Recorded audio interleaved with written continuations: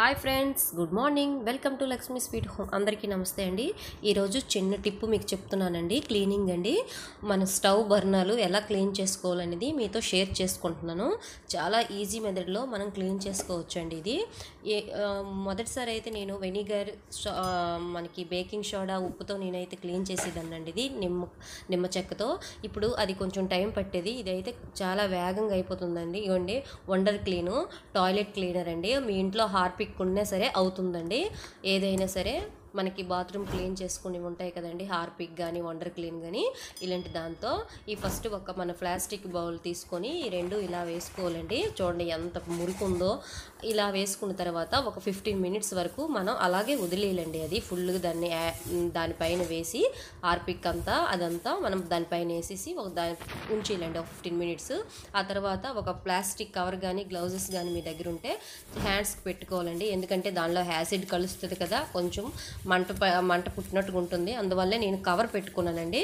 అలా పెట్టుకున్న తర్వాత చక్కగా ఒక వేస్ట్ బ్రష్తోని యూజ్ చేసేస్తాం కదా, ఆ బ్రష్తోని చక్కగా మనం ఆ హోల్స్ అన్నీ క్లీన్గా మనం చేసుకోవాలి. అలా చేసుకుంటే లోపల డస్ట్ అంతా నీట్గా వచ్చేస్తుంది.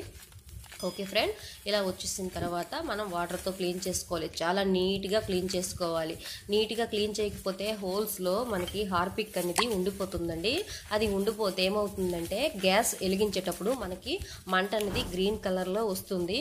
మీరు భయపడవలసిన అవసరం లేదు. చక్కగా ఇది యూజ్ చేసి ఇది పామేసి దీనిపైన అంతా మట్టి అంతా పోసేసిన తర్వాత మనం ఒక స్టీల్ స్క్రబ్బర్ ఉంటుంది కదా, దాంతో చక్కగా మనం పామితే ఉండి మురికి మొత్తం వచ్చేస్తుందండి.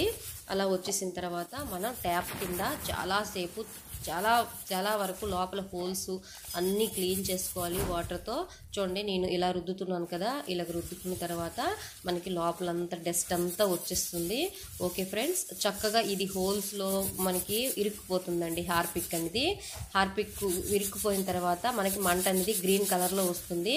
అలా రాకుండా ఉండడానికి ఏం చేయాలంటే ముందుగా మనం ఇవి బర్నాలు వాటర్తో నీట్గా క్లీన్ చేసుకున్న తర్వాత మనం దాన్ని ఎండలో కానీ కాకపోతే ఫ్యాన్ కింద కానీ ఒక క్లాత్తో కానీ నీట్గా శుభ్రంగా తొడాలి. ఎందుకంటే కాకపోతే ఇది జిగురులాగా వస్తుందండి. హార్పిక్ వేసాం కదా, క్లీన్ చేసిన తర్వాత కూడా మనకి జిగురులాగా వస్తుంది. ఇప్పుడు నేను ట్యాప్ కిందకి తెచ్చేసి క్లీన్ చేసుకున్నాను. చూడండి ఎంత బాగా మెరిసాయి. చూడండి, మొదటిసారికి దీనికి ఎంత డిఫరెన్స్ వచ్చింది. ఓకే ఫ్రెండ్స్, ఈ వీడియో మీకు నచ్చినట్టుగా అయితే షేర్ చేయండి, లైక్ చేయండి, సబ్స్క్రైబ్ మాత్రం చేయండి.